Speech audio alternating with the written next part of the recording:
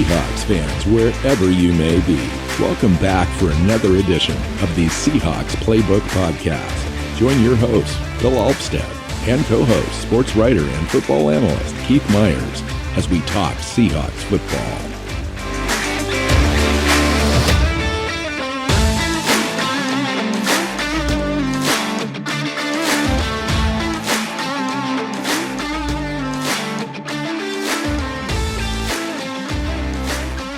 Seahawks fans, welcome back to another edition of the Seahawks Playbook podcast. I'm your host, Bill Alvstad, sitting down with co-host Keith Myers, here to talk some Seahawks.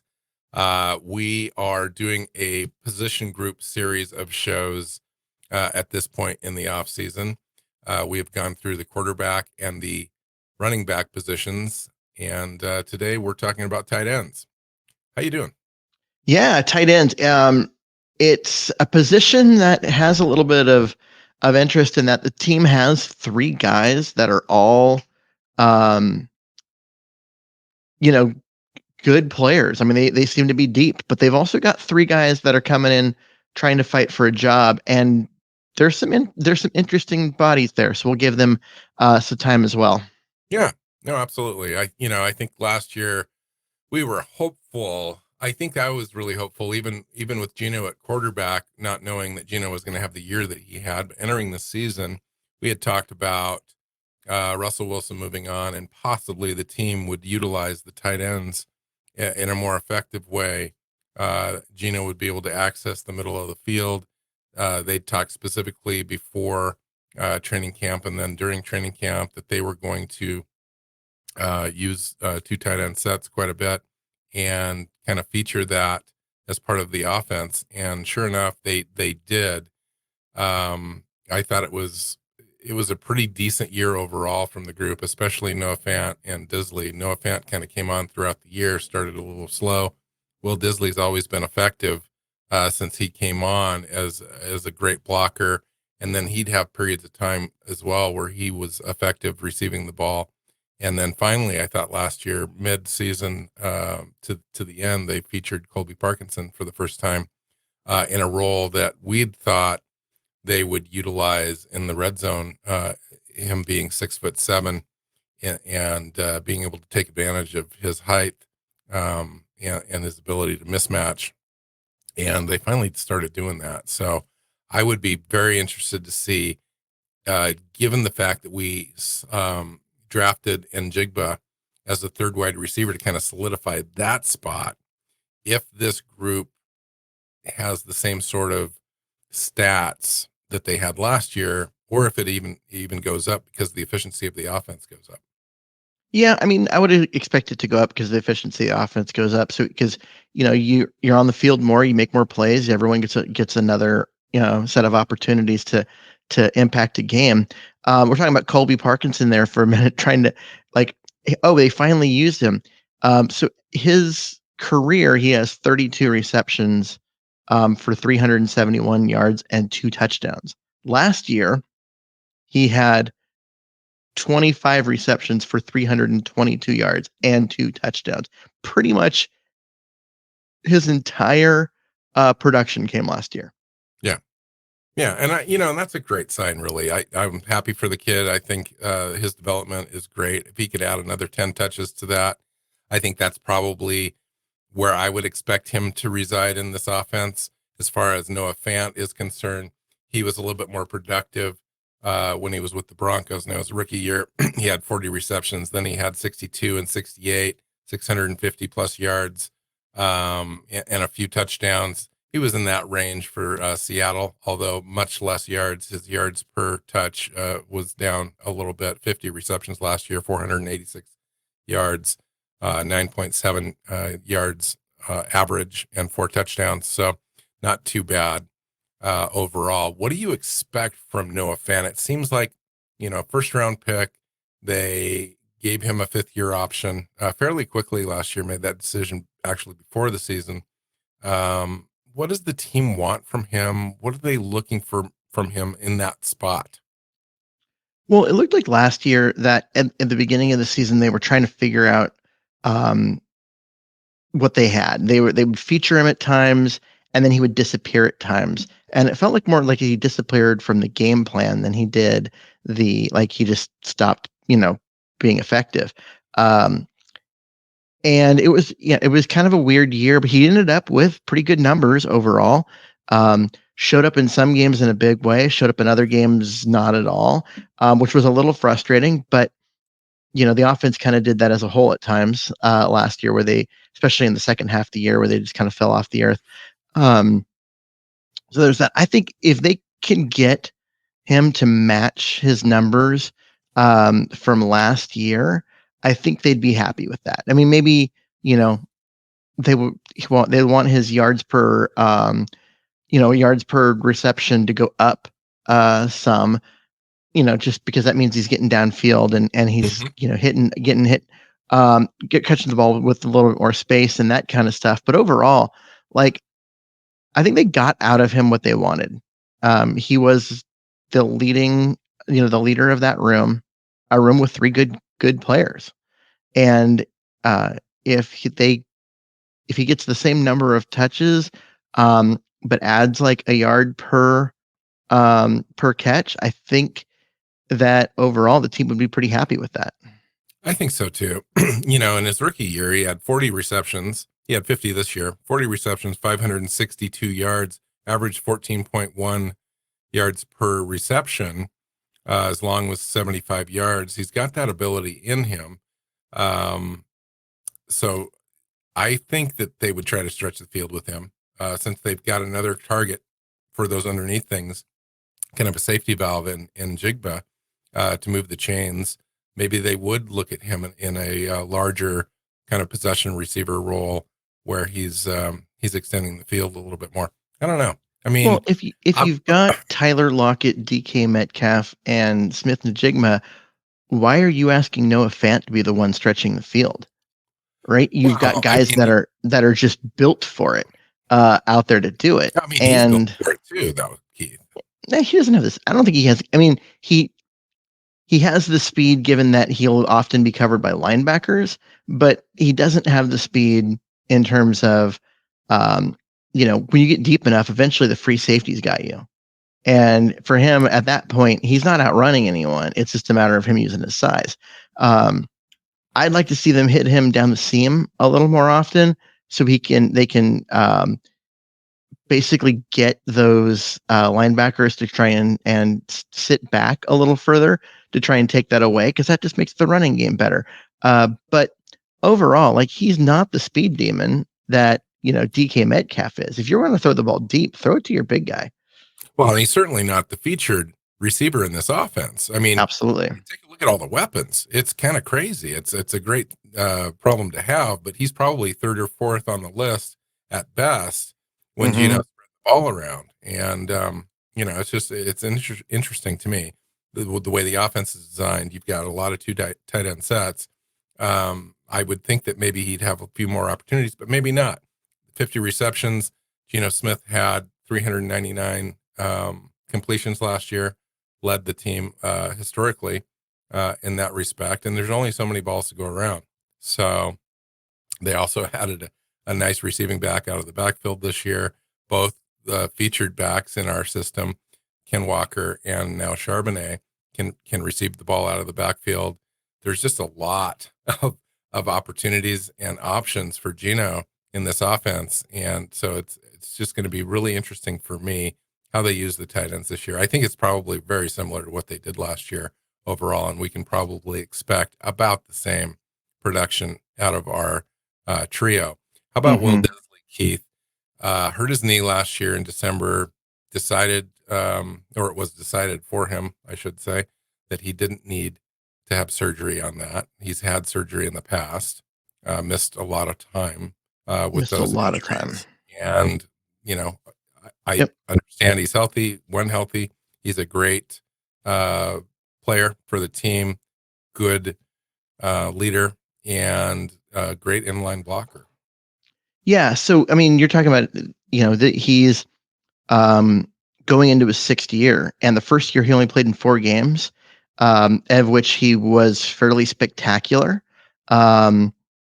With 2 touchdowns and a 19.5 yards per reception. and then blew out his knee.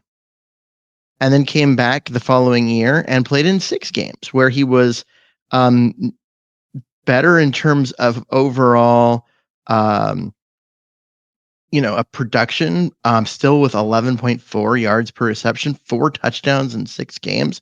Looked like he was going to be the real deal.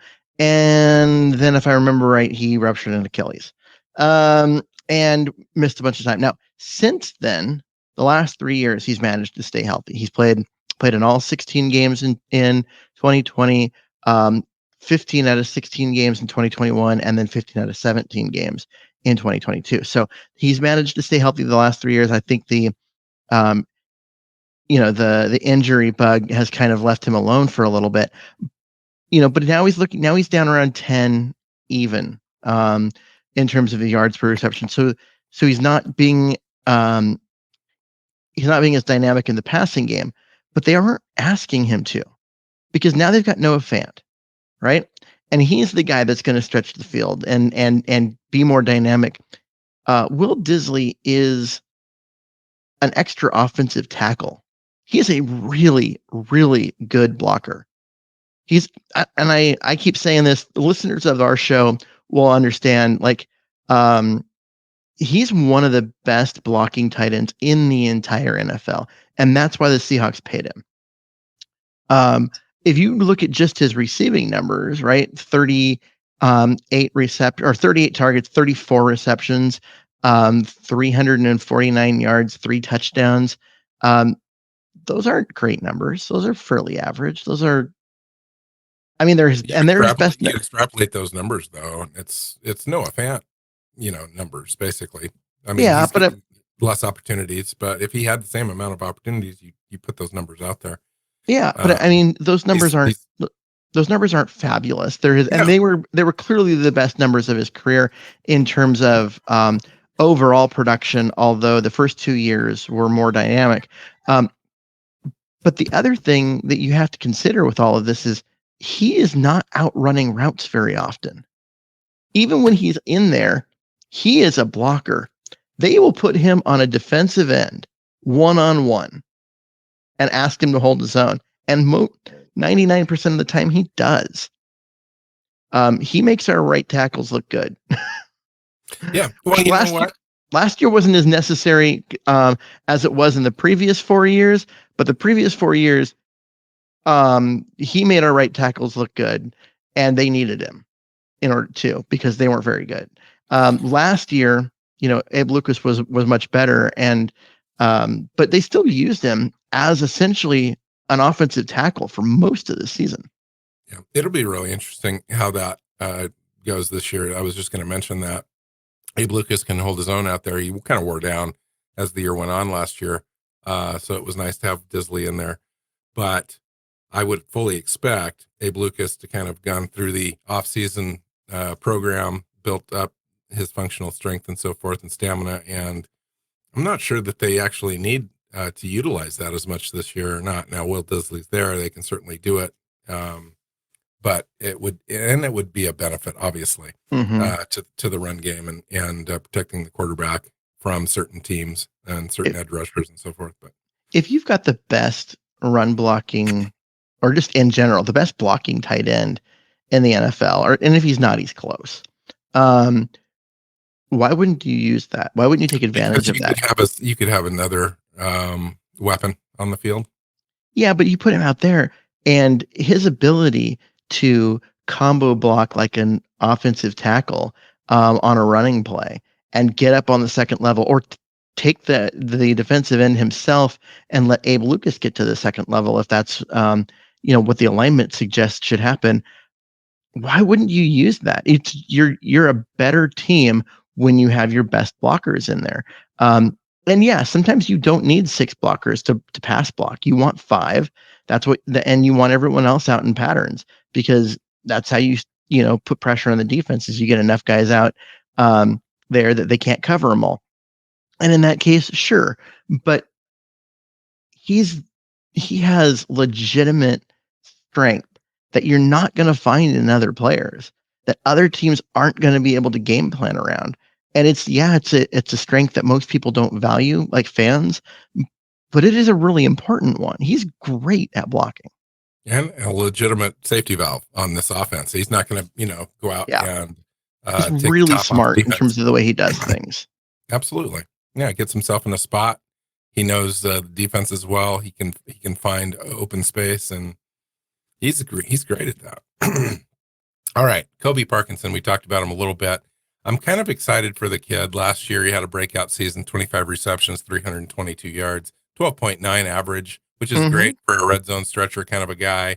Couple touchdowns in there. I think he can double that production when given the opportunity. 6'7", and that is not a. Yeah, it looks good on a roster or a press release, so we're going to put it on there. Or he's 6'7" in cleats. No, this guy's legit 6'7". He's out there, and he looks tall compared to the offensive lineman. He is significantly taller than DK Metcalf. That's just something you can't teach that. He is a big guy. He also runs kind of like a gazelle. With those high knees and really long strides, and he's kind of gangly. But that doesn't mean he's not effective. I think they've underutilized Colby Parkinson his entire time in Seattle. Last year, he finally started getting some play, especially when Disley got banged up. Parkinson made a pretty big impact. I want to see him more. I'd love to see this team rotate those 3 tight ends, keep 2 of them on the field, most of the time, especially if, they have an injury at wide receiver, because they've only got 3 wide receivers of note on the roster. So you might as well get your tight ends some extra playing time, because all 3 of them can flat out play. And I want to see more of Colby Parkinson. I think you get him out there. He is a mismatch in terms of coverage, no matter who you put on him. He's too damn tall for anybody to cover. I think most linebackers are 6'1". He's 6'7", right? A lot of defensive backs are going to come in, at 197 pounds, and he's 255. Like, he's bigger than anyone who's going to cover him. Use that. Yeah, I think we're going to end up seeing him more this year, just by virtue of some of the things that we've talked about, especially when we had the quarterback show. We talked about the efficiency of the offense. Pretty darn efficient last year, 48% conversion rate on third down. You'd mentioned the idea of also being more successful on first and second down. They brought in a running back to help ensure that they are more efficient on first and second down as well. And then you translate that into the defense as well, being kind of a ball hawk defense, generating turnovers, more additional opportunities for the offense.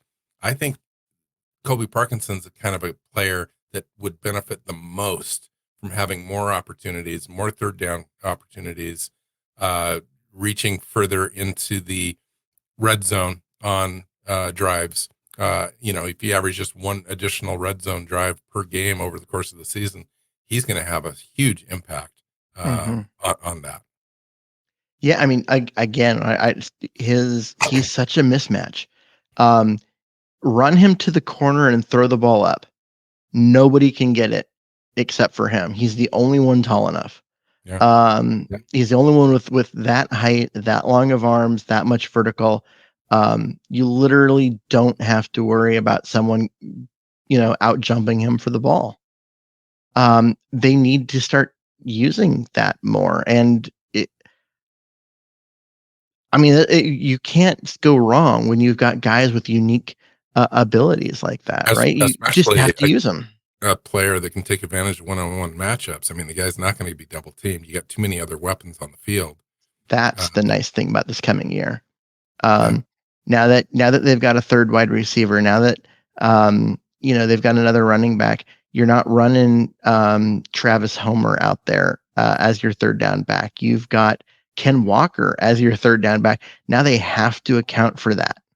Yeah. Nobody's getting double teamed except for DK Metcalf. Everyone else is probably going to be single coverage at all times, because there's so many weapons. And a guy like Colby Parkinson, one-on-one with a 6'1" linebacker, right. Just, isolate him, throw it into the corner, and let him go get it. It'll be easier than you think it is. Wow. I know, that's exciting stuff. It really is. I mean, I was excited about last year's offense. I thought we had plenty of weapons to be able to get the job done. We did. We ended up having plenty of weapons. We were a top 10 offense. We could have been better down the stretch, but this year, Yeah, with but the offensive line improved and the additional weapons that we did get, when you add Kenny McIntosh into that as well, Charbonnet, Ken Walker's receiving the ball probably a little bit more this year out of the backfield as well.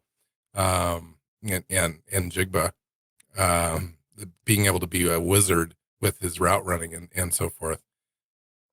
Dude, I mean, it's going to be so fun and exciting. It's just kind of crazy. And, and it better they be. run a lot of similar formations with a lot of different routes and looks. Yeah. People just And aren't going to be able to know where it's coming from. that's the thing that I like about Shane Waldron and his offense is that, you've only got, 12 formations that you use. And out of that, you run 240 plays.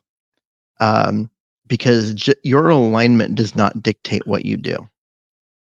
And defenses can't read into you. And coming from the Brian Schottenheimer era, where your alignment absolutely dictated what you do, it's just different. It puts so much pressure on the defensive players to read and react and not just know. And if they think they know, they're probably going to guess wrong, and you're going to have a big play. So it's I like his version of the offense much more. And in a situation where you have this many weapons, if the offensive line can hold up, then the offense is going to be great. And last year, the offensive line didn't hold up. The middle of the offensive line was bad.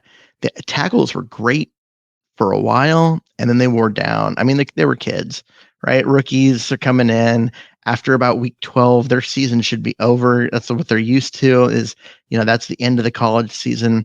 Now you got 5 more weeks to go, and you could tell. And it was more on Abe Lucas's side than Charles Cross's side, but yeah, they just wore down. And I think this year you're not going to have those two guys wear down. I think the middle is going to be better, if nothing else, because you've got the veterans that can come in and do the job, but you've got the rookies that'll come in and they're not going to be playing every down all season, because you've got the 2 veterans there. So they're not going to wear down the way Abe Lucas did. And you're going to see this offense be better, because where is the weak link? I know we did this last week when we were talking about other things. Where's the weak link in the offense? Yeah. It's certainly not it's certainly not tight end with today's show, where you've got 3 starting caliber tight ends. It's not running back. It's not wide receiver, although they're only 3 deep at wide receiver, and it would be nice to have a 4th. But after years of not having a third, we'll talk about that on our next show for sure. Yeah, after years of not having a third wide receiver, having a third guaranteed and lamenting about the 4th seems like whining. And if the offensive line is improved, like, the weapons are better this year than last year. The offensive line should be better this year than last year. This offense is gonna just take off. Yeah.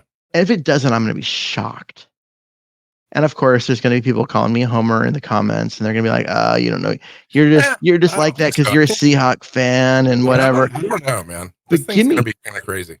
Yeah, like, show me the evidence after last season where they were a really good offense despite not having an interior offensive line, or not having a third wide receiver, not having a backup running back. We're counting on a few things here. We're counting on Abe Lucas to improve functional strength and off-season training, and just being better overall in a year 2 growth. Charles Cross, same thing. We don't know what we've got at center. We've got a rookie coming in, 5th round pick, not a 1st round pick, not a 2nd, 5th round pick. I understand there's accolades about him, and the team feels good. Let's see it happen first. Yeah, but he's Brown not is okay. I mean, the guy was, a part-time starter in Detroit. Earned an opportunity to start in the NFL. He's got that with Seattle. Let's see. But he's replacing Austin Blythe, who is mediocre. And Austin Blythe, while was physically overmatched quite a bit. Was a smart player, great line caller, good leader. I don't want to diminish him too much, but yes, physically overmatched. Yeah, and so I just look at Kevin Brown they're has expecting the same issue, to some be rookies to completely do honest. things, but what are they replacing? Right? True. Whether at center, I think it's better. It's easier. I think it's going to be easier to replace the production at right guard. Just because what we had was not Gabe great. Jackson just didn't play well last year. Yeah. And Haynes which was really outplayed him when he did play. And then I think we've got an opportunity with Bradford there. It looks like we potentially have a starter there at right guard with Bradford, who's a better pass blocker right now than he is a run blocker. And he's known for his run blocking because he's such a brute. He's a brute force. He's big. He's like 337 pounds, 6'4", and the guy's a mauler, but he's also a pretty decent pass blocker coming into the league. So I'm just I think that job to me is more solvable right now than the center spot. I want to see Uli come in and take that spot. And if he does in the first couple of weeks of training camp, I think we're good. We're solid. We're good to go. There's going to be some growing pains, but there always is. But while Austin Blythe was smart and all the line calls and all the mental part that they ask of a center, which is a lot more than I think a lot of fans want to recognize and admit. He was really good at that part. Physically, he was overmatched continuously over and over again all season. And with a guy like Uli, the team was willing to live with that. They were because of the other things that he brought, and because they thought the other guys are around him were going to be good enough. And ultimately, I mean, this is a team that made the playoffs despite expectations being just basement bottom floor low. And Uli is a guy that's known for being Austin Blythe smart, but not having the physical limitations. And they've got it's Evan Brown, who is, he also is better physically. He's a more physical player, a better athlete than Austin Blythe. And so, yeah, I'm sure they'll lose a little bit this first year of Uli's career in terms of everything mentally that Austin Blythe brought to the game, but physically they are a better offensive line now. And Gabe Jackson was so disappointing. He was the best offensive lineman on the team 2 years ago. And last year, he just could not live up to that. And he just was awful at times. And it was really disappointing. I really expected him to be the strength of that offensive line, that the vet that held everything together while you had, the two rookie tackles and, Blythe being overmatched at center and all that. I think, oh, well, Gabe Jackson's going to get the job done because he did the year before when they were awful on offensive line, and he was the one guy you could depend on. But it just didn't happen. And so you're replacing a guy that was just genuinely not a good, not good, not a positive influence on your offense. It's hard to go down from that. It's hard to go down from what Austin Blythe gave you physically. I'm going to stop you now because we've been talking about the offensive line for about 7 minutes now, and this is a tight end show. I know it, but okay, fine. I'm trying to talk about the offense in general and just saying, because I think this offense is going to be great, and the tight end position is part of why. Because Noah Fant is a legit threat as a receiver. Will Disley might be the best blocking tight end in the NFL, and Colby Parkinson is a unique, player at 6'7" who moves the way he does. And that's not even talking about the three guys we haven't mentioned yet. Yeah. Because Tyler Mabry comes in as a guy who's been with this team now for 2 full years, going into his third year. One play, one reception, but he made it count. Yeah. It was a touchdown. and he's a guy that the team loves, even though he spends a lot of time on the practice squad, and he's up and down off the roster and on the roster. The team likes him. They respect him. They know what he does. The problem for him is that um, he is Will Disley light. He's a really good blocking tight end, but not as good as Will Disley. And you don't need two of those on the roster. And that's the problem for him. That's his flaw, is that someone on the roster is better. It's not that he's bad. Well, I got some exciting news for you. If you like Tyler Mabry and you like Will Disley, you're going to like Noah Grindorf. Yes, really yes, well. I am. Noah Grindorf, best blocking tight ends in all of college football. He did it at North Dakota State, but nonetheless, 6'6", 268-pound tight end. I mean, he only has to gain another 15 pounds. He could be a tackle. Yeah, he's not particularly athletic, which is the downside. So he will not be stretching the field. He will not be much as a receiver. He might be able to be a safety blanket leaking out after blocking for a few seconds type of thing, but that's all you're getting. What he is a guy who's technically sound as a blocker. His footwork is good. His hand placement is good. He knows what the hell he's doing as a blocker. Yeah. And him, Mabry, Disley, you got your blocking tight end down. Any one of those guys could hold that role for the team. Disley's the best of the group. He's also the most expensive of the group, so that's something to think about. The other two guys, injury prone. Yeah, and the other two guys cost you nothing. But both of those guys, like, technically, they're sound. Physically, as far as blocking, they're sound. Neither is going to give you much in the passing game, but you're not asking him to. That's what Parkinson and Fant are for. So Griffin Herbert is the last guy on our list that's been invited to training camp as an undrafted rookie free agent. Guy is 6'1", 239 on the small side. He's small. Played wide receiver for his school until his senior year, and then switched to tight end. Had 23 catches last year, 481 yards, and 3 touchdowns. Fast, jumped high, changed his direction really nice, uses leverage, all that kind of stuff. But he's a tweener. He's almost got a fullback body. He does. When you take a look at him. He's a special teams guy. On paper, I mean, I know that if you look at like his scouting report on NFL.com, it says that he's not necessarily the hardest worker on special teams, and I don't know what that would be, but he's athletic. He's he's got good hands. He is good after the catch. He's a guy that can catch the ball, get downfield. He's just undersized. He is a big slot more than he is a tight end. And now he's only 6'1", let's be honest. Yeah. He's he's very undersized for a tight end. In general. But also too slow to be, an ex wide receiver. Yeah, but so compare him to, and I'm comparing him to an absolutely great wide receiver. So this is not a fair comparison for him. But in terms of body type, makeup, speed, those kind of things, Anquan Boldin. I was just thinking of Anquan Boldin. Yeah. Anquan Boldin was like a 7th round pick, turned out to be a fantastic player for Arizona.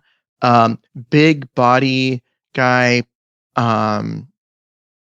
just a very large slot, and was excruciatingly productive. Hands. Great hands. Good. He was a great route runner. Yeah, and he used his body so well. He was a 4-5 guy. Mm-hmm. But he could find those spots, those soft spots in the defense, and put himself in there and then get the ball. And he was really good at using his body to shield off players, and really good at making a catch through contact. Now, is this guy Anquan Boldin? Probably not, but it's what he reminds me of. Yeah. A guy that's not fast enough to be a wide receiver, not big enough to be a tight end, but athletic, catches the ball, good hands, could be something, maybe not. It's just interesting because you've got to go one way or another with a guy like this. I don't see him as being a tight end. I don't either. 6'1", not at 6'1", but he could be a fullback. He could be an H-back, a crafty offense in this league could use a guy like that, for mismatch purposes and so forth. I don't know. I mean, obviously, he's just one of those things where you're super athletic, you're a good athlete, you're a good football player, but your body is one type, and where you need to be able to play in the NFL is another. And we'll see how that matches up. That's why he's an undrafted guy. That's why you bring him in, you take a look at him, you figure him out. If it works, great. If not, he doesn't make the roster and he moves on. So yeah, I think he probably doesn't make the roster, just given the three guys at the top, but he makes the practice squad because he's interesting. Yeah. When it comes to Noah I always want to say Grindorf. That's what I was just about to say. I want to say Gryffindorf, but it's not. It's Grindorf.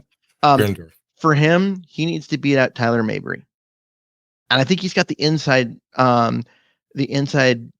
shot to do that because he's younger, he's got more team control, he's cheaper. Yeah, like there's reasons to think that he could get that job. The team also really likes Tyler Mabry, and they know that Tyler Mabry can do the job. They've kept him around. This is going to be his third year with the team for a reason, even though he hasn't played much, because they know what he can do, and they know that if Disley gets hurt, he's up to the task. Yeah, that's why they brought him up last year. They brought him up last year when Disley got hurt. They brought him up. They played him. He did a lot of blocking, caught one touchdown pass. So yeah, lots of things there. This is overall. There's 6 guys. We're 36 minutes into a show about 6 players.